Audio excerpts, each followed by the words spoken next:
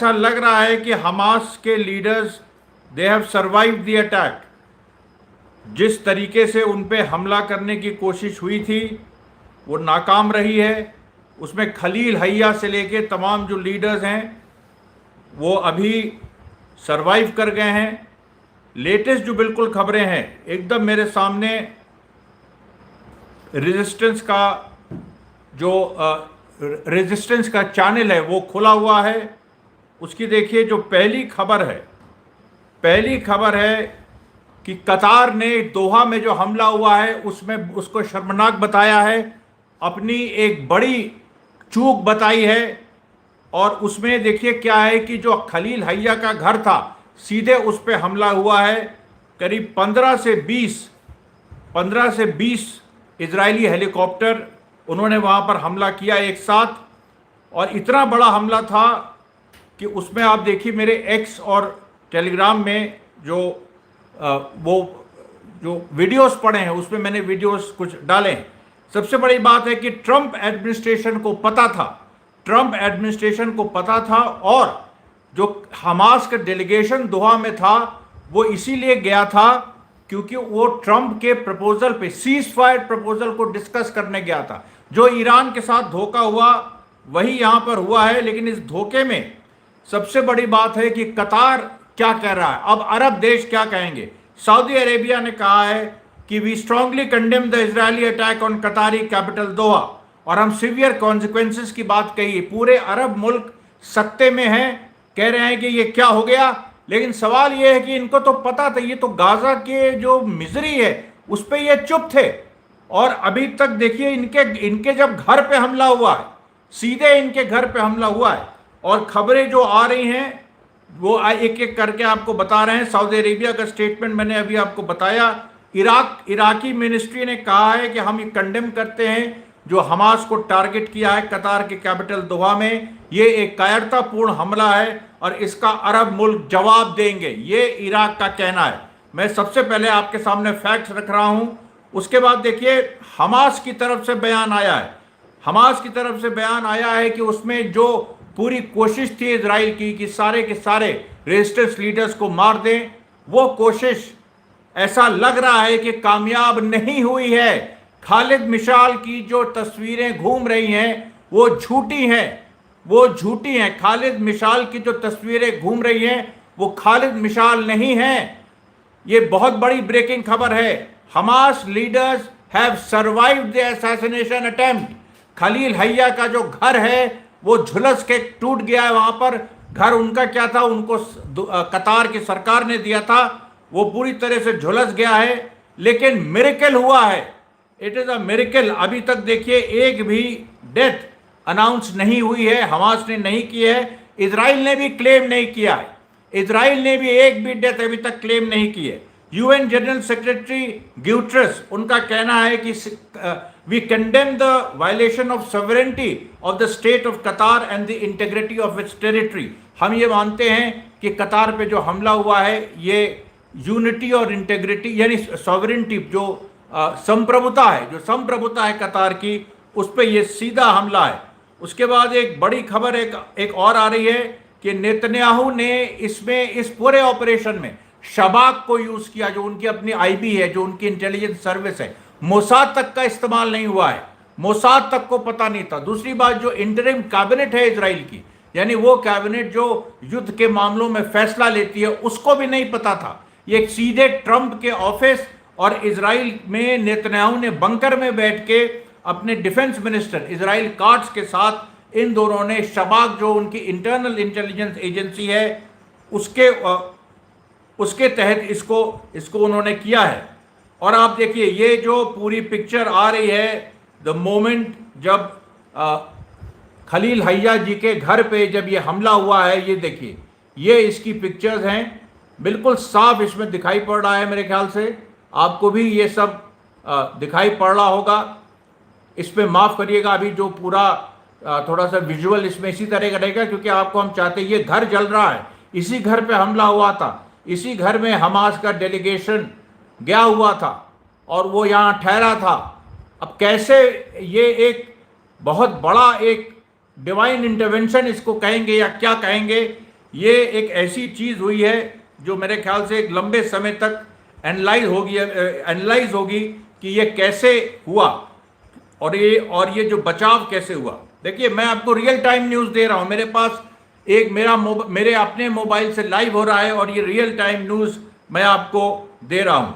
उसके बाद कतार ने घोषणा कर दी है कि इजराइल और हमास के बीच अब कोई बातचीत नहीं होगी इस हमले के बाद, और इजराइल को हम एक दुश्मन देश डिक्लेयर करते हैं।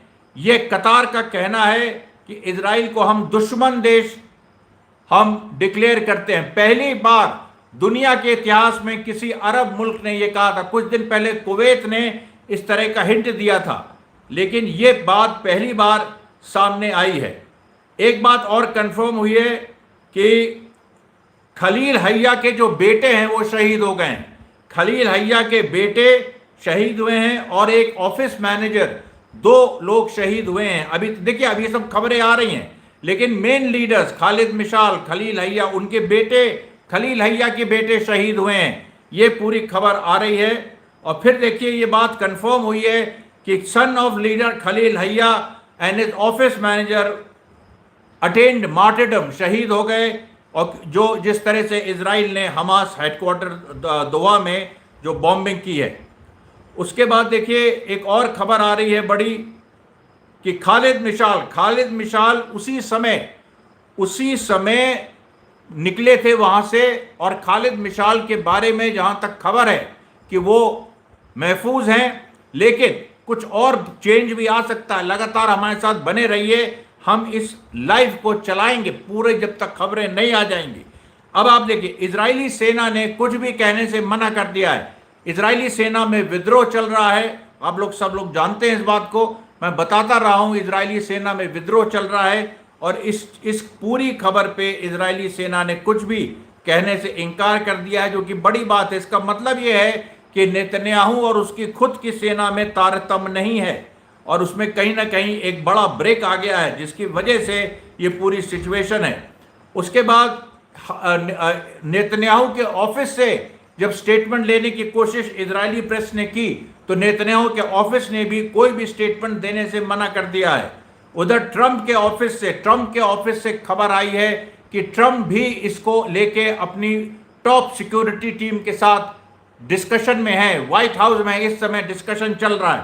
उसके बाद पूरी जो घटना, इजरायली वॉर प्लेन्स ने 12 मिसाइल मारी हैं उस एक घर पे जो हम दिखा रहे थे आपको, 12 मिसाइल मारी हैं। और फिर मैं जो देर से लोग जुड़े हैं, खलील हैया के बेटे शहीद हुए हैं और एक ऑफिस मैनेजर शहीद हुआ है।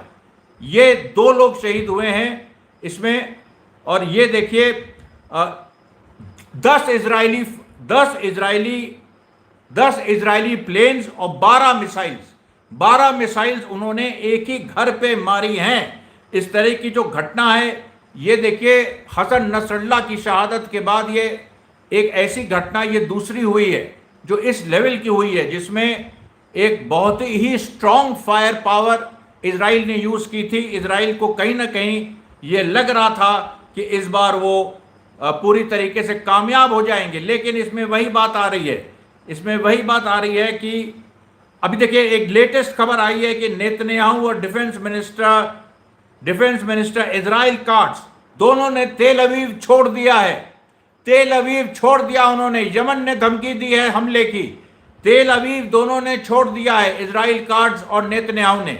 अब ये कहाँ गए? क्या नेतन्याहू अपने जो उनका सिसेरिया में जो उनका एक फोर्टिफाइड बंकर है वहां गए हैं, जहां उनका घर है, जहां पर हिजबुल्लाह ने भी हमले किए थे। इजराइल काट्स किस तरफ गए हैं ये अभी खबर नहीं मिल रही है।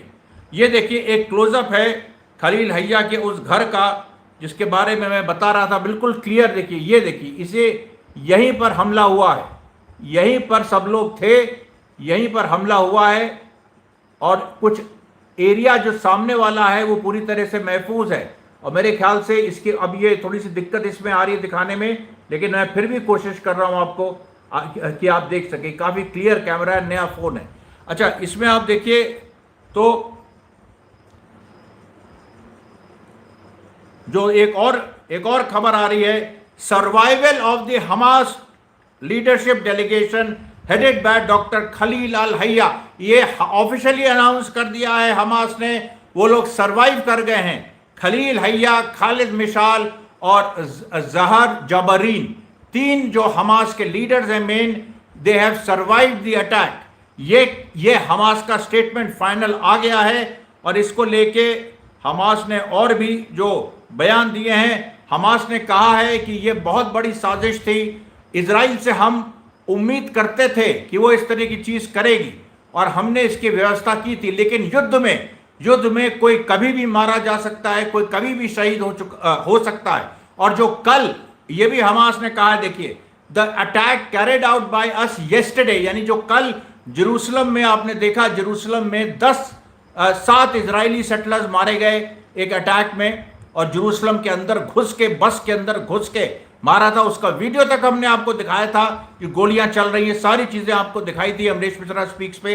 तो वो जो अटैक हुआ और उसके बाद जो कल इजरायली 4 सोल्जर, कल का दिन बहुत ही खराब था इजराइल के लिए। 11 इजरायली मारे गए, 7 सेटलर्स जेरूसलम में और 4 इजरायली सोल्जर्स जबलिया गाजा में, जिनको हमास की एक फोर्स ने मार गिराया था। 11 मारे गए और 28 के ऊपर घायल। उसके खिसियाहट में ये पूरा एक्शन हुआ है। ये ठीक से इसके बारे में इजरायलियों को, जैसे उनके इंटरनल कैबिनेट को भी बताया नहीं गया था। उसके बाद देखिए, ये बात फिर कंफर्म हुई है कि एक्चुअली ट्रंप का जो पीस प्रपोजल था, अब ट्रंप ने, देखिए, ईरान के समय भी जब बातचीत चल रही थी, उसी समय ईरान पे इजराइल ने हमला किया, और अभी भी वही खेल है। ट्रंप ने पीस प्रपोजल नया भेजा, उस पीस प्रपोजल को डिस्कस करने के लिए हमास की लीडरशिप दोहा गया और दोहा में हमला हो गया। दोहा में हमला हुआ है। मेरे ख्याल से खलील हैया के जो बेटे शहीद हुए हैं, उनके अलावा और भी जो जूनियर लेवल के हमास ऑपरेटिव्स हैं वो ज़रूर शहीद हुए हैं, और उनके बारे में अभी पूरी खबरें नहीं आ पा रही हैं। लेकिन जो खबरें आ रही हैं उसमें देखिए, ईरान का भी बयान आ गया है। ईरान ने कहा है कि हम लोग ये शुरू से कह रहे थे, शुरू से इस बात को कह रहे थे, अरब देशों को आगाह कर रहे थे, इजराइल पे मत ट्रस्ट करो, जो भी हो रहा है गाजा में उसका विरोध करो। और सबसे जो बुरी बात है, कल जब जेरूसलम में फिलिस्तीनियों ने, 2 फिलिस्तीनी भाइयों ने, उन्होंने जब 7 इजरायली सेटलर्स को मार गिराया बस के अंदर, तो उसको जो है कतार ने और सब ने कंडेम किया था, आतंकवाद कहा था। जबकि वो आज़ादी की लड़ाई है, ये हम सब लोग जानते हैं, इतने लंबे समय से आप लोग हमसे जुड़े हैं, वो आज़ादी की लड़ाई है। लेकिन जो ईरान कह रहा है, ईरान ये कह रहा है कि जब हमने इस बात को, अरब देशों को हमने इस बात से आगाह किया था, इजराइल कभी भी तुम पे हमला कर सकता है। खास तौर पे कतार को हमने आगाह किया था कि कभी भी हमला हो सकता है, कोई भी ऐसी स्थिति आ सकती है कि इसमें हमला हो जाए। अब ये पूरी बातें, ये सारी बातें देखिए धीरे धीरे खुल के सामने आ रही हैं।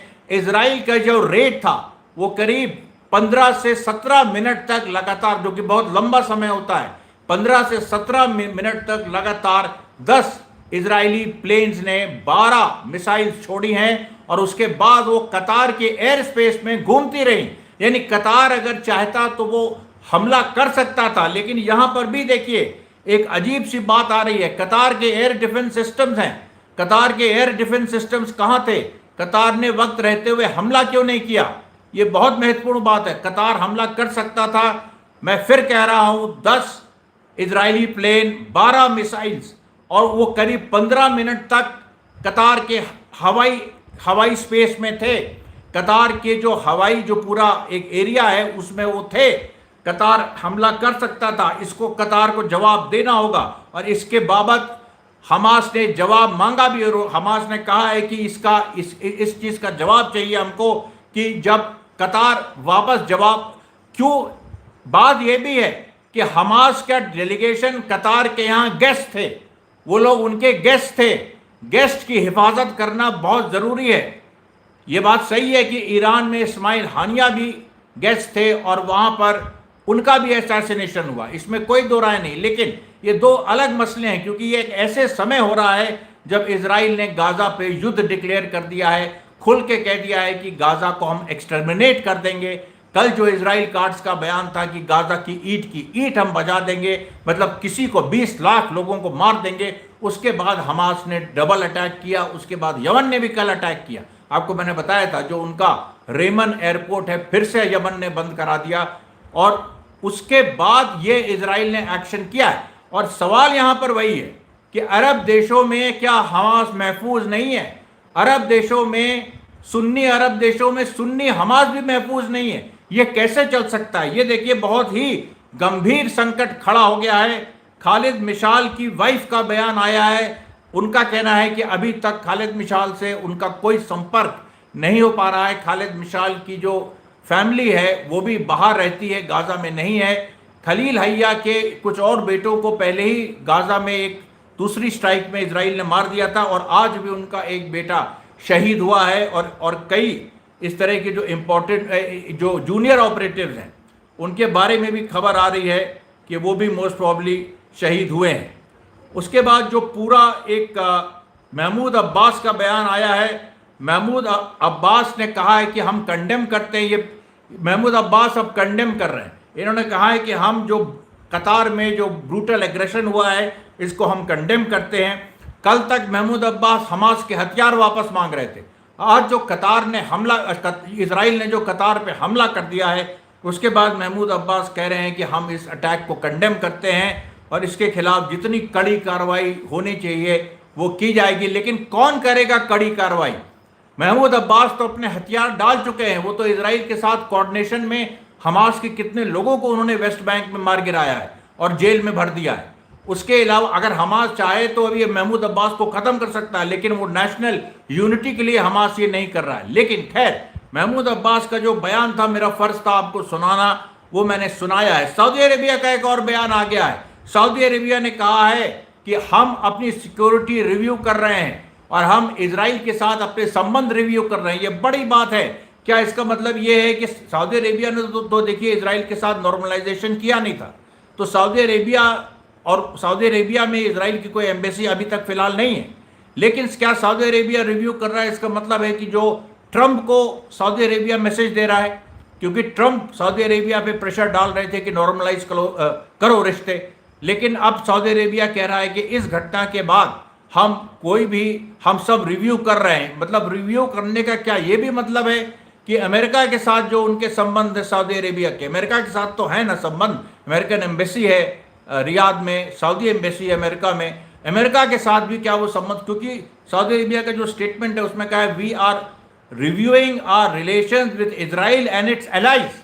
इजराइल एंड इट्स एलाइज, ये सीधे अमेरिका के ऊपर एक इंडिकेशन है। इसमें मैं कोई बहुत ये नहीं कह रहा हूं कि सऊदी अरेबिया कल को अमेरिका के खिलाफ हो जाएगा, ऐसी कोई बात मैं इसमें मैं नहीं कहना चाह रहा हूं। लेकिन महत्वपूर्ण है कि अभी सऊदी अरेबिया को यह कहना पड़ा। उसके बाद देखिए जॉर्डन ने भी बोल दिया है कि जॉर्डन ने कहा है कि हम कतार के साथ खड़े हैं। लेकिन सवाल उठता है कि जॉर्डन कहां था इतने दिन जब ये पूरा गाजा में इतना कत्लेआम हो रहा था? अब देखिए कह रहे हैं कि हम कतार के साथ खड़े हैं, लेकिन जब हमास के लीडर्स की जान पे बनाई, जो एक अकेली रेजिस्टेंस फोर्स पूरे वेस्ट एशिया मिडिल ईस्ट में है, वेस्ट एशिया में मिडिल ईस्ट में पूरी अकेली रेजिस्टेंस फोर्स जो हथियारबंद संघर्ष लड़ रही है, वो जब उसके ऊपर कातिलाना इतना हमला हुआ है और वो भी कतार में हुआ, ये जो उनको सबसे ज्यादा जो बात खल रही है। अब इसमें अरब मुल्क जगेंगे क्या? मैं अभी देखिए आपके सवाल भी लूंगा जब ये पूरी, क्योंकि अभी तक खबरें आ रही हैं, क्या अरब मुल्क क्या जागेंगे? सवाल यहां पर यह है। फिर से मैं बता दूं कि हमास ने अभी तक यही कहा है कि उनका डेलीगेशन जो ये हमला था उसको सरवाइव कर गया है। हमास डेलीगेशन है survive the attack, the cowardly attack. और उसके बाद दूसरा उन्होंने कहा है, जो कतार से बार बार बयान आ रहा है, कतार कह रहा है कि हम इस पे कोई एग्रेसिव स्टेप्स लेंगे। अब ये सवाल यहाँ पर ये है कि एग्रेसिव स्टेप्स क्या हो सकते हैं। उसके बाद यहाँ पर अमेरिका से एक और बड़ा बयान आया है। ट्रंप की ने अपनी सिक्योरिटी मीटिंग अभी जो कंडक्ट की है उसमें ट्रंप ने कहा है कि इजराइल ने हमको बता दिया था कि वो ये करने वाला है। यानी इस पूरे घटना के पीछे भी ट्रंप खड़ा है। पता नहीं बताया था कि नहीं, लेकिन ट्रंप का ये कहना है कि हमको बता दिया था। अब सवाल यहाँ पर यह उठता है, तो फिर कतार में अमेरिका के बेसेस है। आपको याद होगा ईरान इजराइल वॉर के समय ईरान ने कतार के अल उदैद बेस पे हमला किया था और ईरान के उस हमले का कोई अमेरिका जवाब भी नहीं दे पाया था। एकदम अंतिम क्षणों में हमला किया था। अब सवाल यह है कि अमेरिकन बेसेस हैं कतार में, जब अमेरिका ये मान चुका है कि इजराइल ने उसको बता के कतार की ज़मीन पे हमास लीडर्स को मारने की कोशिश की, इतना बड़ा हवाई हमला किया जिसको कतार कह रहा है कि हमारी संप्रभुता, हमारी सॉवरेंटी पे हमला है, तो क्या कतार अमेरिका के साथ रिश्ते रखेगा? क्या कतार अमेरिका में जो अमेरिकन बेसेस जो कतार में है उनको क्या रखेगा? सवाल यह है, क्योंकि सऊदी अरेबिया हो गया, कतार हो गया, कुवैत हो गया, बहरीन हो गया, तमाम जो देश हैं वो सब के सब, यूएई हो गया, सब, अभी तक यूएई का बयान, एक भी बयान नहीं आया है। बहरहाल सब जगह अमेरिकन बेसिस हैं। अमेरिकन बेसिस का क्या होगा? क्योंकि अगर सऊदी अरेबिया कह रहा है कि हम इजराइल और उसके एलाइज को हम करते हैं, कंडेम करते हैं, तो क्या होगा? अभी देखिए, जो अभी इजिप्ट का बयान भी नहीं आया, लेकिन इजिप्ट के फुटबॉल प्लेयर महमूद अबू त्रिका ने कंडेम किया है कतार पे हमले को। उसके बाद देखिए एक और बड़ी खबर आ रही है कि खालिद मिशाल का अभी कोई पता नहीं चल पा रहा है। हालांकि हमास ने यह कहा है कि जो खालिद मिशाल के नाम पे जो तस्वीरें टहल रही हैं वो तस्वीरें झूठी हैं, वो तस्वीरें सच्ची नहीं हैं, वो खालिद मिशाल की बॉडी नहीं है। लेकिन एक सवाल यहाँ पर बना हुआ है, जब तक हमास कंफर्म नहीं कर देता हम इस प्रसारण को जारी रखेंगे, क्योंकि ये बहुत महत्वपूर्ण है। ये पूरे रेजिस्टेंस लीडरशिप को एक बार में ख़त्म करने की पूरी जो एक साजिश थी, इसमें बड़ा फेलियर। एक चीज़ तो कंफर्म है, खलील हैया इससे बच गए हैं, उनके बेटे शहीद हुए हैं और हमास के जूनियर ऑपरेटिव्स शहीद हुए हैं। खालिद मिशाल और जो एक और जहरान जो एक और हमास के लीडर, इन दोनों का अभी पता नहीं है। इनसे कम्युनिकेशन अभी कटा हुआ है, लेकिन कम्युनिकेशन इनसे कभी भी इस्टेब्लिश हो सकता है। ये खबर आ रही है कि जब ये हमला हुआ तो तीनों वहीं थे। खलील हैया एक तरफ से निकले, खालिद मिशाल दूसरी तरफ से निकले, जो जहरान हैं वो तीसरी तरफ से निकले। और यहाँ पर ये अभी इजराइल भी कंफर्म नहीं कर पा रहा है। इजराइल ने भी अभी नहीं कहा है कि हमास लीडर्स को उन्होंने मार दिया है कि नहीं मार दिया है। इसको लेके मोसाद भी बिल्कुल चुप, क्योंकि मोसाद को तो नेतन्याहू ने, जहाँ तक खबरें आ रही हैं, मोसाद को नेतन्याहू ने इन्फॉर्म भी नहीं किया था। ये पूरी बात अब सामने आ रही है खुल के। उसके साथ देखिए, उसके साथ नेतन्याहू के ऑफिस ने अपना पहला बयान इशू किया है। उन्होंने कहा है कि हमने हमास की लीडरशिप को मारने की कोशिश की, वी ऑलमोस्ट सक्सीडेड। इसका मतलब है कि उनको नहीं मार पाए। ऑलमोस्ट सक्सीडेड का मतलब क्या है? ऑलमोस्ट सक्सीडेड, इसका ये कहने की कोशिश कर रहे हैं कि हमारा हमला सफल था, उसमें हमास के कुछ लोग मारे गए, लेकिन टॉप लीडरशिप लगता है बच गई है। यही पूरा संकेत आ रहे हैं। हमारे साथ बने रहिएगा, क्योंकि आगे भी हमें इस तरीके से और भी चीज़ें हमको पता, जैसे जैसे खबरें आएंगी वैसे वैसे हम आपको दे रहे हैं। चारों तरफ इस समय हड़कंप मचा हुआ है। यही ओमान का बयान आया है कि हम भी इस कतार के साथ खड़े हैं। अमेरिका ने जो ये काम किया है ये गलत किया है, ये इंटरनेशनल लॉ का वायलेशन है और ये एक ऐसा एस्केलेशन है जिसको अरब देश मिलके इसका जवाब देंगे। ये बार बार भाषा आ रही है कि इजराइल के खिलाफ अरब देश मिलके जवाब देंगे। ओमान का बयान, देखिए अभी तक इजिप्ट का बयान नहीं आया है, अभी कुवैत का भी बयान नहीं आया है, अभी बहरीन का भी बयान नहीं आया है। ओमान का बयान आ गया है, कतार का आ गया है, सऊदी अरेबिया का आ गया है। इन सारे देशों का अभी तक जो पोजीशन है वो क्लियर हुई। जॉर्डन का आ गया है, जॉर्डन का भी बयान मैंने आपको पढ़ के सुनाया। जॉर्डन के राजा ने यही कहा था कि हम कतार के साथ खड़े हैं। उसके बाद देखिए, उसके बाद जो पैलेस्टीनियन नेशनल इनिशिएटिव मूवमेंट है, जो एक बाहर जो फिलिस्तीनी है उनका बहुत मजबूत संगठन है, जो इजराइल के खिलाफ फिलिस्तीन के बाहर लड़ाई लड़ रहा है, उसने भी कहा है कि पैलेस्टीनियन लीडर्स को मारने की ये बहुत बड़ी साजिश थी, ये क्रिमिनल इजरायली अटैक है। लेकिन इसमें ये लोग भूल गए कि अल्लाह सबसे बड़ा है और अगर वो साजिश करते हैं तो अल्लाह भी साजिश करता है और अल्लाह की साजिश उनकी साजिश से बड़ी होती है। दे plan and Allah plans. And Allah planning is always better. ये पूरी बात देखिए सामने आई। मैं ज़्यादा इसमें कुछ इधर उधर की बातें ना करते हुए सीधे मुद्दों पे बात कर रहा हूं। क्या हमास लीडर्स बचे हैं? क्या वाकई खलील हैया और खालिद मिशाल और तमाम हमास लीडर्स इस हमले में बच पाए हैं कि शहीद हो गए हैं? और अगर वो बचे हैं तो कितने लोग शहीद हुए हमास के, इसकी भी पूरी खबर हम आपको दे रहे हैं। एक खबर और आई है, 2 और हमास के ऑपरेटिव्स बुरी तरह से घायल हैं। इसका मतलब यह है कि वो जो घर मैंने आपको दिखाया था खलील हैया का, उसके सामने के पोर्शन पे अटैक नहीं हुआ था, पीछे से अटैक हुआ था और उसके पीछे हमास के ऑपरेटिव्स थे। हो सकता है सामने, अभी कंफर्म नहीं है, हो सकता है सामने खलील हैया, खालिद मिशाल और इस तरह के लीडर्स थे, वो लोग सामने से निकल गए। क्योंकि देखिए मैंने जो आपको पिक्चर दिखाई थी उसमें पीछे से धुआं उठ रहा है। और भी देखिए वीडियोस आए हैं, मैंने एक्स पे डाले हैं, टेलीग्राम पे डाले हैं। अभी ये जब लाइव प्रसारण खत्म होगा तब हम देखिए और वीडियो डालेंगे। लेकिन बड़ी खबर यही है कि इजराइल का ये बहुत बड़ा फेलियर है। क्यों ऐसा होता है कि हिजबुल्लाह के नसरल्लाह को वो मार पाते हैं, हमास के लीडर्स को नहीं मार पा रहे हैं? इसका मतलब ये है कि देखिए हमास ने जो टेक्निक अपनाई है, हमास जिस तरीके से ऑपरेट कर रहा है, वो कोई लूज एंड नहीं छोड़ रहा है। उसके बड़े लीडर्स भी जब ट्रैवल करते हैं तो वो किसी प्राइवेट एयरक्राफ्ट से, वो मान लीजिए कतार का प्राइवेट एयरक्राफ्ट है जो उनको दिया जाता है, लेकिन कतार ने अपना प्राइवेट एयरक्राफ्ट ट्रम्प को भी दे रखा है। तो इसलिए हमास के लीडर्स ने, जहां तक इस घटना की बात है, अपना एयरक्राफ्ट लास्ट मिनट पे चेंज किया। और वो चेंज, और दूसरे किस देश का एयरक्राफ्ट आया? क्या ईरान का आया? ये भी बहुत बड़ा सवाल है, क्योंकि ये सारे सवाल उठेंगे अब कतार के साथ। क्योंकि कतार, अगर पूरे देश जो कतार है उसका पूरा इन्वॉल्वमेंट नहीं था, तो एक हिस्से का तो था इन्वॉल्वमेंट ना, तभी तो ये संभव हो पाया। और वो $1 मिलियन क्वेश्चन रही जाता है कि कतार ने अपने एयर स्पेस में इजरायली जहाज़ों को इतने लंबे समय तक क्यों टॉलरेट किया?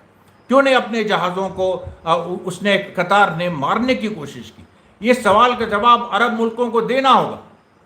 और अरब जनता और मुस्लिम जनता और पूरी मानवता को, जो भी फिलिस्तीन के साथ हमदर्दी रखते हैं, आज़ादी की लड़ाई में विश्वास रखते हैं, उनको इस बात को सवाल उठाना पड़ेगा कि कतार ने इसका जवाब क्यों नहीं दिया है। अभी देखिए एक और बड़ी खबर आ रही है, जो खलील हैया के बेटे हैं जो शहीद हुए हैं, उनकी बात कंफर्म हो गई है, वो शहीद हो गए हैं। उसके साथ साथ 2 और हमास के ऑपरेटिव जो बुरी तरह से घायल हैं, उनको कतार के हॉस्पिटल में ले जाया गया है। उनकी हालत गंभीर बताई जा रही है। ये भी खबर आ रही है कि 11 हमास के ऑपरेटिव्स और घायल हुए हैं। यानी पीछे जो जितने, इस घर के पीछे जो भी लोग थे, वो सभी लोग, उनको चोटें आई हैं, कुछ लोग शहीद भी हुए हैं। हो सकता है आने वाले समय में लोग शहीद हो जाएं, लेकिन फिर मैं कहूँगा खलील हैया और खालिद मिशाल, जो 2 बड़े नेता, और जहरान, ये जो 3 बड़े लीडर्स हैं, इनके बारे में कोई खबर नहीं आ रही है। इजराइल भी बिल्कुल चुप है, कोई खबर इजराइल की तरफ से लीक नहीं हो रही है। आखिरी बयान जो नेतन्याहू के ऑफिस का आया, वो मैंने आपको बताया था। आखिरी बयान जो आया था वो मैंने आपको बताया था, जिसमें उन्होंने साफ साफ कहा था कि हम इस चीज़ की जिम्मेदारी नहीं ले रहे हैं कि कोई इसमें मारा गया है, कि मतलब जो लीडरशिप है वो मारी गई है कि नहीं मारी गई है। देखिए अभी यहाँ पर एक माहौल जो बना हुआ है, अब तमाम, अभी देखिए टूनीशिया का बयान आया है, अल्जीरिया का बयान आया है, दोनों ने कतार के साथ एकजुटता जाहिर की है। लेकिन उन्होंने ये भी कहा है कि अमेरिका का इसमें क्या हाथ है। अब अमेरिका के हाथ पे जो देखिए सवाल उठ रहा है, अभी मैं आपको बताऊं, गाजा फ्लोटिला जो करीब 70-80 शिप्स जो कि वहाँ पर स्पेन से निकली हैं, टूनीशिया में फंसी हुई हैं, टूनीशिया उनको आगे नहीं जाने दे रहा है, जबकि मुस्लिम मुल्क है, और टूनीशिया से आगे वो गाजा में जो गाजा में घेरेबंदी है उसको तोड़ने का उनका इरादा है। तो टूनीशिया जब ऐसा, उसने एक तरह से अमेरिका और इजरायली भक्ति दिखाई, तो अब सवाल यहाँ पर ये उठता है कि टूनीशिया क्यों ये कह रहा है कि क्या अमेरिका का भी इसमें इन्वॉल्वमेंट था।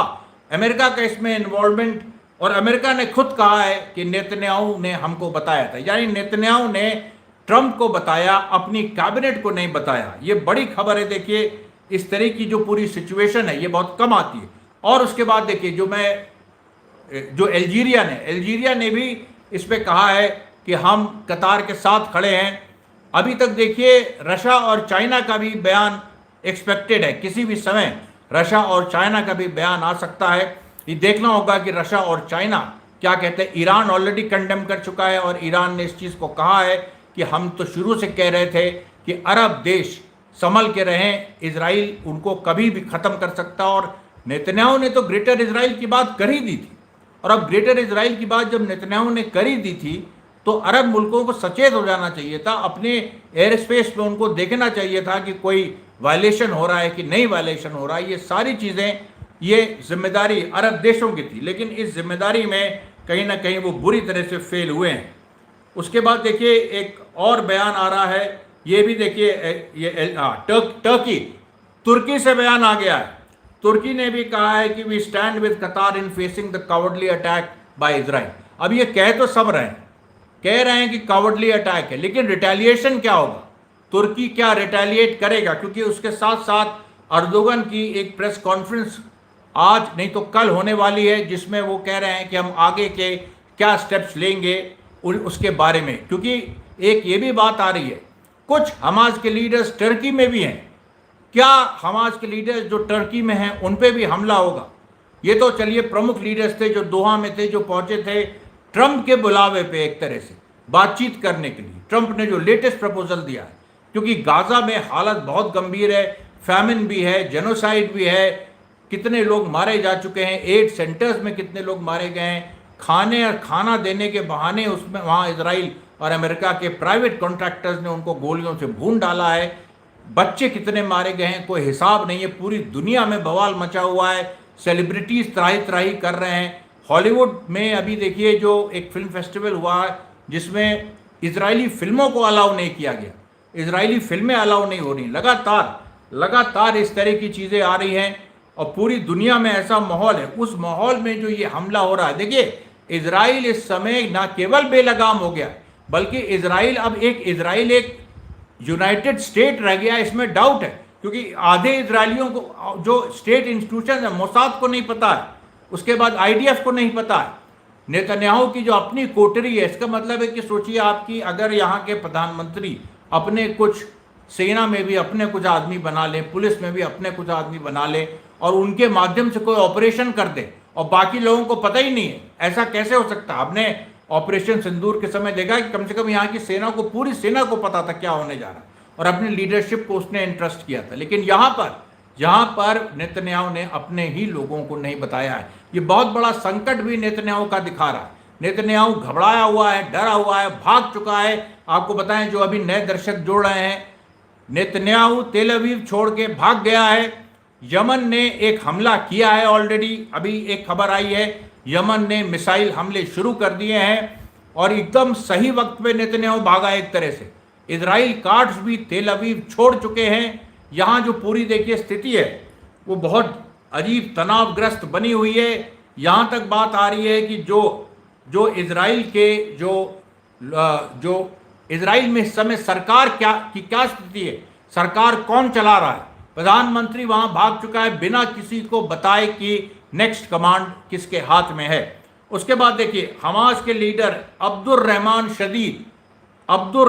शदीद उन्होंने कहा है कि ये हमास का जो आंदोलन है ये चलता रहेगा, इस तरह से इजराइल इसको ख़त्म नहीं कर सकता है। और ये जो क्रिमिनल नाजी गवर्नमेंट है इजराइल की, दिस क्रिमिनल नाजी गवर्नमेंट, ये अपने साजिशों में सफल नहीं होगी और किसी भी हालत में अगर हमास के लीडर्स शहीद भी हो जाते हैं तो पूरी दूसरी खेप तैयार है। ये देखिए, ये हमास के लीडर अब्दुल रहमान शदीद ने कहा है। फिर आपको बता दें, खालिद मिशाल की जो तस्वीरें घूम रही हैं वो सच्ची नहीं है, लेकिन एक संभावना है, क्योंकि खलील हैया के बारे में ज़्यादा कंफर्म मामला है कि वो बच गए हैं। खालिद मिशाल के बारे में अभी डाउट है, क्योंकि खालिद मिशाल की अभी कुछ फैमिली की तरफ से भी कुछ बयान इस तरह से आए हैं और खालिद मिशाल के बारे में हमास ने भी अभी उस तरह से कैटेगोरिकली नहीं कहा है कि खालिद मिशाल बच गए। लेकिन खलील हैया के बारे में जैसे मैंने कहा, उनके बारे में ये बयान आ चुका है, ऑलरेडी उनके बेटे शहीद हो चुके हैं। तो ये खबर देखिए, ये ये 2-3 खबरें साफ साफ आ गई हैं। उसके बाद देखिए, इजराइल के जो फौजें जो गाज़ा सिटी को घेरे हुई थी वो पीछे हटने लगी हैं। ये बड़ी अजीब सी चीज़ हो रही है। गाज़ा सिटी को जो इजराइल की फौजें घेरे हुई थी वो पीछे क्यों हट रही हैं? क्या वो इस पूरे डिसीजन के खिलाफ हैं? इयाल ज़मीर जो इजराइल के आईडीएफ के चीफ हैं, वो क्या नेतन्याहू, क्योंकि वो शुरू से नेतन्याहू के खिलाफ इस मामले में थे कि गाज़ा का इन्वेजन नहीं होना चाहिए, आईडीएफ को के माथे पे ठीकरा नहीं फोड़ना चाहिए, हम इतने सिविलियंस को कंट्रोल नहीं कर सकते हैं। लेकिन उसके बाद भी उनसे कहा गया कि तुम्हें करना पड़ेगा जो नेतन्याहू चाहता है। और अभी जो ये अटैक हुआ है, इसको लेके बहुत डीप डिविजन्स हैं इजरायली सोसाइटी में, ऐसा लग रहा है। क्योंकि इसमें बात यहाँ पर यही आ रही है कि कैबिनेट को नहीं पता था, जो इंटरिम जो सबसे छोटा कैबिनेट 5-6 मिनिस्टर्स का होता है, यहाँ तक कि स्मोत्रिच और बेन गिवर को भी लगता है पता नहीं था।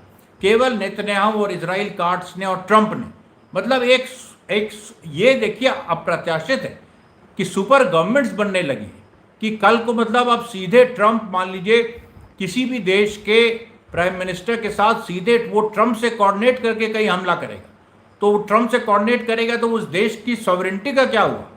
ये तो पूरा मजाक बना दिया है। और यहाँ पर देखिए रशिया का बयान आ गया है, रशिया का बयान आया है, पुतिन के नाम से नहीं, रशियन गवर्नमेंट के नाम से है। रशिया का बयान आया है कि ये दिखा रहा है कि जो इंटरनेशनल लॉ है उसकी कोई कदर ना अमेरिका को है ना इजराइल को है। ये बड़ा बयान है रशिया का, सीधे हस्तक्षेप है ये। रशिया ने कहा है कि किसी भी तरीके से ये इसको सही नहीं ठहराया जा सकता और ये इजराइल और अमेरिका की मिली भगत है। इस तरह की मिली भगत अंतर्राष्ट्रीय कानून का उल्लंघन है और इसको किसी भी तरीके से सही नहीं ठहराया जा सकता है। उसके बाद एक और हमास लीडर, उनका भी बयान आया है जिसमें उन्होंने कहा है कि जो हमास ऑपरेटिव्स जो जख्मी हुए थे उसमें से कुछ के बचने की उम्मीद कम है, लेकिन उन्होंने ये भी कहा है कि हम लोग मुस्तैदी से इस पूरी स्थिति को देख रहे हैं। कतार पे उन्होंने कहा है कि अब दोहा में कोई भी बातचीत नहीं होगी, दोहा में कोई बातचीत नहीं होगी। कतार ने वैसे ही खुद ही अपनी तरफ से पहले कह दिया था, अब हमास भी कह रहा है कि दोहा में कोई बातचीत नहीं होगी। अब दोहा बहुत ही अनसेफ लोकेशन एक हो गया है, किसी भी तरीके से दोहा में बातचीत नहीं होगी। फिर देखिए एक और खबर आई है, खलील हैया एक्चुअली 100% ये पूरी सिचुएशन है कि वो बच गए हैं, वो महफूज हैं, उनके ऊपर कोई ऐसा हार्म नहीं आया है। खालिद मिशाल के बारे में अभी भी स्थिति डामाडोल बनी हुई है अभी, क्योंकि जो हमास कह रहा है कि हमारा डेलीगेशन सर्वाइव कर गया, तो डेलीगेशन सर्वाइव करने का मतलब यही है कि जो उसके मेन मेंबर्स हैं उसमें से उन्होंने खलील हैया का नाम लिया है, खालिद मिशाल का भी नाम नहीं लिया है। लेकिन जो पिक्चर्स सर्कुलेट हो रही हैं उनके बारे में मैं बार बार कह रहा हूं, फिर से अपील कर रहा हूं कि वो खालिद मिशाल की पिक्चर्स नहीं हैं। जिसको भी अगर सच्चाई जाननी है, देखिए वो जब ये प्रसारण ख़त्म होगा तो हम अपने एक्स और टेलीग्राम पे लगातार आपको खबरें देते रहेंगे। ये जो न्यूज़ है ये पूरी डेवलपिंग न्यूज़ है। उसके बाद कतार ने अभी एक और खबर आई है, कतार ने अपने 3 अधिकारियों को गिरफ्तार किया है। कतार ने अपने 3 अधिकारियों को गिरफ्तार किया है जो ACT एयर कंट्रोल ट्रैफिक में थे। कतार में भी जैसे सब जगह होता है, एक सिविल एयर कंट्रोल ट्रैफिक होती है, एक मिलिट्री होती है। अब ये किससे गिरफ्तार हुए हैं ये भी क्लियर नहीं है, लेकिन ये बात साफ है कि कतार के एयर स्पेस में इतने लंबे समय तक कैसे 10 इजरायली हवाई जहाज़, उन्होंने 12 मिसाइल मारी और उन्होंने एक बड़े हमले को, बड़े असैसिनेशन को उन्होंने अंजाम देने की कोशिश की। इसके बारे में ये अभी तीन कतार के अधिकारी गिरफ्तार हो चुके हैं। और एक खबर आ रही है, देखिए कि कतार ने ईरान से मदद मांगी है। कतार ने कहा है ईरान से कि जो इंटेलिजेंस इनपुट अगर आपके पास कोई हो तो उसको दीजिए। ये पहली बार है जब कतार ईरान से कुछ मांग रहा है इंटेलिजेंस इनपुट के लेवल पे। बातचीत तो होती रहती है, सऊदी अरेबिया से भी चाइना ने ही बातचीत कराई थी, ईरान की दोस्ती भी एक हद तक हुई थी। लेकिन बात यहाँ पर गाज़ा की है कि गाज़ा में जो कत्लेआम हो रहा है जिस तरीके से, उस पर अरब मुल्क क्यों नहीं बोल रहे। और कतार ने अगर अपने 3 अधिकारियों को गिरफ्तार किया है, और अगर ईरान से कतार ने कहा है कि आप हमको इंटेलिजेंस इनपुट दीजिए, तो सोचिए इसके कितने गंभीर मामले हैं, इसके कितने गंभीर आयाम हैं, क्योंकि ये इस चीज़ को दिखा रहा है कि कतार के अंदर भी डिवीजन है। कतार में एक हिस्सा इजराइल के साथ है, एक वो हिस्सा है जो कहीं ना कहीं कतार की सॉवरेंटी, उसकी जो संप्रभुता है, उसको बचाना चाहता है। लेकिन वो बचाए तो कैसे बचाए, क्योंकि वहाँ पर जो पूरी, अगर वहाँ जो मोसाद एजेंट्स है, कतार में मोसाद एजेंट्स भरे हुए हैं। ये ईरान की एक रिपोर्ट ने कहा था 6 महीना पहले, मैंने अपना शायद एक वीडियो में भी बताया था, ईरान की रिपोर्ट 6 महीना पहले आई थी कि कतार में मोसाद एजेंट्स भरे हुए। अरे भाई, मोसाद एजेंट्स तो ईरान में भी थे, लेकिन ईरान में आप देखिएगा, जो ईरान में मोसाद एजेंट्स ने हमला किया था शुरू में, और वो सबको ईरान ने तुरंत काबू पा लिया था और ईरान ने जवाब देना शुरू कर दिया था। एक मैंने वीडियो में आपको ये भी बताया था कि शुरू में जो 2-3 इजरायली हमले जो सफल हुए थे, उसमें एक हमला जो ईरान के एक एयर डिफेंस सिस्टम में हुआ था, उसमें एक उसका जो ऑपरेटर था उसके हाथ जल गए थे, फिर भी उसने दूसरा जवाबी मिसाइल छोड़ा था। तो ईरान की एक दूसरे लेवल की तैयारी रहती है। वहाँ पर अगर ए गायब हुआ तो बी गायब हुआ तो सी गायब हुआ तो डी। कतार में उस तरह की तैयारी नहीं थी, ऑब्वियसली उस तरह का सिस्टम नहीं है। कतार इसीलिए ईरान से कह रहा है कि आप हमको इंटेलिजेंस इनपुट दीजिए। उसके बाद देखिए और भी खबरें आ रही हैं। ये occupation tried to assassinate the negotiating, tried to assassinate, यानी पूरी तरीके से जो एक कोशिश थी, एक जो कवायद थी कि पूरी तरह से इनको ख़त्म कर दिया जाए, ये सफल नहीं रही है। अभी तक ऐसे ही लग रहा है। उसके बाद कोई स्थिति बदलती है, जैसी भी स्थिति होती है। ये देखिए, इजरायली अटैक ऑन कतार targeted Hamas headquarter. Hamas headquarter वही जो खलील हैया को जो घर दिया था। आईडीएफ के स्पोक्समैन ने पहली बार कहा है कि हम लोगों ने एक कॉन्सेंट्रेटेड स्ट्राइक की थोड़ी देर पहले और हमास की टॉप लीडरशिप को हमने टारगेट किया। इजराइल ने लेकिन ये नहीं बताया है कि वो मारे गए कि नहीं। फिर आगे ये स्टेटमेंट कहता है, the targeted leaders have led the organisations activities for years and are directly responsible for carrying out the October 7 attack. अगर ये बात है कि अक्टूबर 7 अटैक के लिए तुम सभी को मार दोगे, गाजा के सारे लोगों को मार दोगे, तो फिर बातचीत का नाटक नेतन्याहू क्यों करते हो? बातचीत तो तुम ही करते हो ना, बातचीत की पहल तुम ही करते हो, क्योंकि तुम्हारे सैनिक मर रहे हैं। कल मार दिया, कल 7 इजरायली सेटलर्स को, 4 इजरायली सोल्जर्स को मार दिया, लाइक सिटिंग डक्स, जो इजरायली अखबार ने लिखा है, जैसे बत्तखें मारी जाती हैं। Israeli soldiers were killed by Hamas yesterday like sitting ducks. और उसके बाद ये कायराना हमला, जिसमें आप उनको पहले आप गफलत में रखते हैं। ट्रंप एक मैसेज भेजता है कि दोहा पहुंचो, ये ट्रंप का मैसेज था कि दोहा पहुंचो। और हमास ने, देखिए, हमास के डेलीगेशन ने कतार का प्राइवेट एयरप्लेन नहीं लिया। अब वो कहाँ से दूसरा एयरप्लेन आया? ईरान से आया, जो उनको, क्योंकि ये भी हो सकता है कि एक रास्ते में ब्लास्ट कराने की भी योजना हो सकती है। और उन्होंने, देखिए, लास्ट मिनट कतार का एयरप्लेन उन्होंने नहीं लिया। ये बड़ी खबर है, ये कहीं आपको सुनाई नहीं पड़ेगी, क्योंकि ये अंदर से आ रही है। और इसमें जो जॉर्डन में जो हमास ऑपरेटिव्स हैं, उनकी तरफ से ये खबरें आ रही हैं, और वो भी इस चीज़ को देख रहे हैं, क्योंकि जॉर्डन में भी इस समय जो हमास है, मुस्लिम ब्रदरहुड है, उसके खिलाफ ज़बरदस्त कार्रवाई चल रही है। जॉर्डन पूरी तरह से गद्दारी पे उतर आया था। आज उसने बयान इजराइल के खिलाफ दिया, अमेरिका के खिलाफ दिया, लेकिन अभी भी अरब मुल्क अमेरिका के खिलाफ खुल के नहीं बोल रहे हैं। इजराइल को ये भले ही ब्लेम कर रहे हों, लेकिन अमेरिका के खिलाफ नहीं बोल रहे हैं। फिर से कतार की मिनिस्ट्री ने फिर से कहा है कि 3 नहीं 5 अधिकारी कतार के गिरफ्तार हो चुके हैं। और ये जो 5 अधिकारी हैं, इनमें से ज़रूर मोसाद एजेंट्स का कोई ना कोई भूमिका होगी। लेकिन अब ये कंफर्म है, खालिद मिशाल के बारे में भी जो पूरी खबरें आ रही हैं, वो ऐसा लग रहा है। अभी देखिए, एक और खबर आई है। हाँ, हमास के और रिप्रेजेंटेटिव तेहरान खालिद अल कद्दूमी ने कहा है कि फाइनली ये कह दिया है, attempt of Israel to assassinate resistance leaders in Doha with American coordination has failed. It has failed. Khalid मिशाल जिंदा हैं, खलील हैया जिंदा हैं, जहरान जिंदा हैं। It has failed. ये बड़ी खबर है। ये देखिए फेल हो गया अटैक, ये फेल हो गया अटैक। इसके बाद से कतार थूकने नहीं जाएगा कोई। हमास के लीडर कह रहे हैं, अल कद्दूमी ने कहा है कि हम थूकने नहीं जाएंगे कतार। We will not even go to spit at in Arab nations, यानी अरब देशों में हम थूकने भी नहीं जाएंगे। ये देखिए ये आलम है। अरब देश इसके बाद क्या करेंगे? क्या वो अपने मुंह बचा सकते हैं? लेकिन फिर मैं आपसे कह रहा हूं, बड़ी खबर जो यही है कि the assassination attempt has fail. और 2 बार ये हुआ, एक बार एयरक्राफ्ट में ब्लास्ट कराने की, जो कि मुझे खबर है कि एयरक्राफ्ट में ब्लास्ट करने के, लेकिन एयरक्राफ्ट ही बदल दिया हमास के लीडर्स ने। और दूसरी बार ये हुआ है जिसमें कहीं ना कहीं एक पूरी जो एक घर पे हमला हुआ, खलील हैया ने अपने बेटे को खो दिया। कई हमास के ऑपरेटिव्स उसमें कुछ मारे गए हैं, अभी कुछ घायल हैं। लेकिन उसमें जो मेन जो डेलीगेशन है पूरा बच गया है। खालिद मिशाल से लेकर खलील हैया बच गए हैं। कोई अगर इसमें परिवर्तन होता है मैं नहीं कह सकता, लेकिन अल कद्दूमी ने कहा है कि the assassination attempt has failed, बिल्कुल क्लियरली कहा है।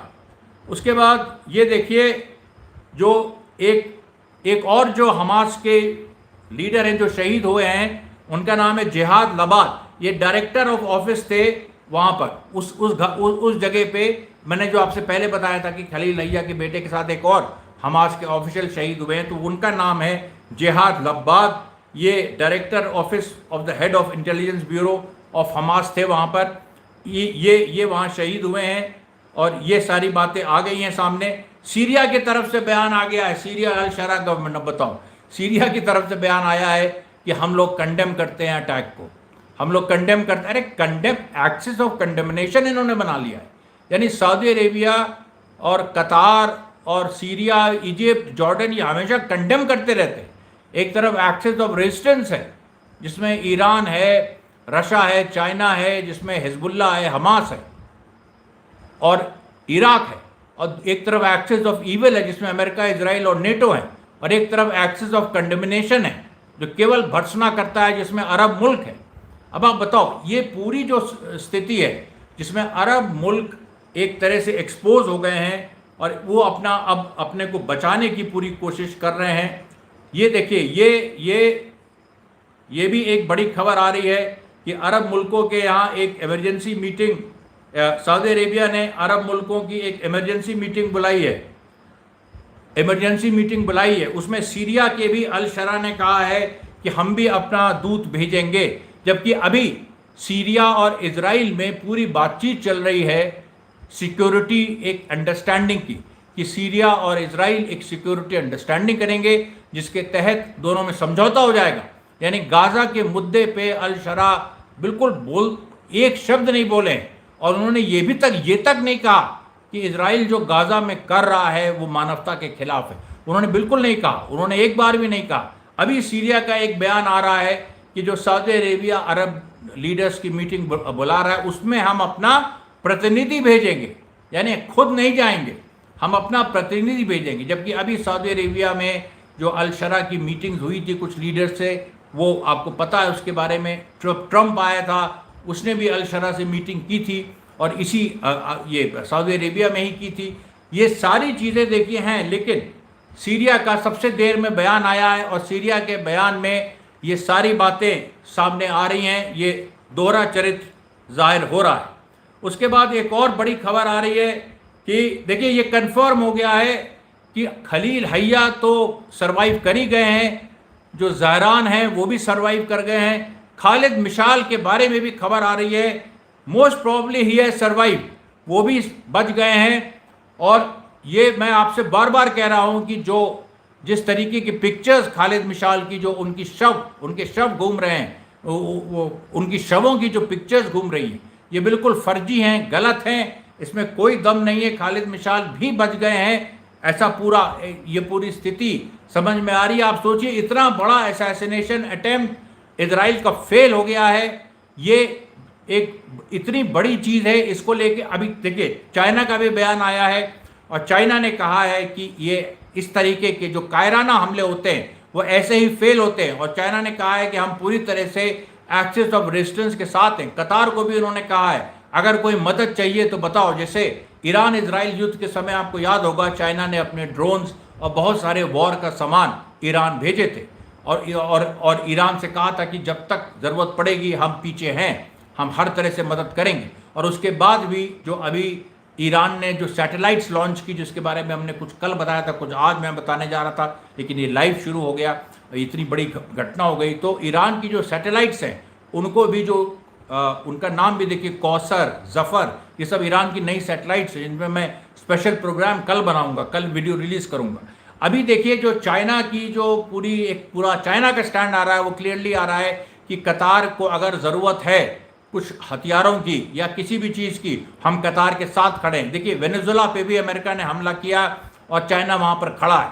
अब ये पूरा एक बड़ा विश्व युद्ध हो गया। इसके बाद देखिए हमास बदले की कार्रवाई, हमास का बयान आ गया है। ये देखिए हमास का बयान आ गया है। हमास ने कहा है कि अब जो होगा गाजा में वो ऐसी मौत का तांडव होगा जो कभी भी दुनिया ने नहीं देखा है। ये हमास का कहना है, ऐसे मौत का तांडव होगा जो दुनिया ने कभी नहीं देखा है। हमास इस तरह के बयान इशू नहीं करता है नॉर्मली, क्योंकि वो बहुत एक शांत फोर्स है, वो अपने कामों से दिखाता है। लेकिन उसने इस चीज़ को कहा है, इसका मतलब है कोई बड़ी प्लानिंग है, कोई बड़ा हमला इजराइल पे होने जा रहा है 7 अक्टूबर की तरह। 7 अक्टूबर बहुत दूर नहीं है और लगातार इस चीज़ को लेके इजराइल में एक अजीब तरीके की दहशत कायम है कि कभी भी ये पूरा जो ये समय है, यानी आज 10 सितंबर हो गया, 10 सितंबर से लेके जो आज 9 सितंबर से लेके जो पूरा ये पीरियड है 7 अक्टूबर तक का, इस पूरे पीरियड में कभी भी हमले हो सकते हैं, हमास के किसी भी एरिया में हो सकते हैं। आज की जो घटना है इसमें मैं फिर से बता दूं, जो देर से आए हैं, खलील हैया और पूरा जो हमास का डेलीगेशन है वो सरवाइव कर गया है। हमास ने कंफर्म कर दिया है उनको इजराइल नहीं मार पाया है। खलील हैया के बेटे को शहीद किया है, कुछ हमास के ऑपरेटिव्स शहीद हुए हैं, कुछ अभी भी अस्पताल में हैं। पूरी की पूरे तौर पे ये जो खबरें हैं ये आ रही हैं और इनमें कोई भी इसको बिना वेरीफाई किए हुए, और मैं देखिए अपडेट करता रहूँगा अपने एक्स और टेलीग्राम चैनल पे, इसको बिना वेरीफाई किए हुए कोई भी इस चीज़ को अफवाहें ना फैलाए। इस समय स्थिति बहुत सेंसिटिव है। पूरे वेस्ट एशिया, मिडिल ईस्ट में अरब मुल्क पहली बार मोबिलाइज हो रहे हैं। हो सकता है कि अरब मुल्क ना चाहते हो अभी सीधी लड़ाई हो अमेरिका इजराइल से, लेकिन उनकी सेना, उनके जनता वहाँ पर प्रदर्शन शुरू हो गए हैं। ये भी देखिए आ गया है, कतार में प्रदर्शन हुआ है, सऊदी अरेबिया में प्रदर्शन हुआ है। ये वो जगह हैं जहाँ कभी प्रदर्शन नहीं होते। गाज़ा के भी हक में, भुखमरी के खिलाफ भी उस तरह से प्रदर्शन कतार और सऊदी अरेबिया में नहीं हुए, लेकिन इस समय हो रहे हैं। और वहाँ पर भी ये कहा जा रहा है कि ईरान के रास्ते पे चलो, ये साफ कहा जा रहा है कि ईरान के रास्ते पे चलो। एक इस्लामिक लैंग्वेज में ये कहा जा रहा है ईरान के रास्ते पे चलो। वो देखिए मैं आपको उसको डिकोड करूँगा क्योंकि अरबिक में वो आ रहा है, लेकिन उसका मतलब मैं समझ रहा हूँ। और इसमें जो है ये जाहिर सी बात है, एक अरब मुल्कों में जो जनता है वो नाराज़ है और वो सड़क पे आ रही है और सड़क पे आके वो इस चीज़ को डिमांड कर रही है। एक और देखिए अभी खबर आई है और इसमें देखिए पाँच हमास के लोग शहीद हुए हैं, जिसमें एक भी उनका बड़ा लीडर नहीं है। 5 लोग जो शहीद हुए हैं उसमें खलील हैया का बेटा है और 4 और ऑपरेटिव्स हैं। देखिए ये क्लियर हो गया।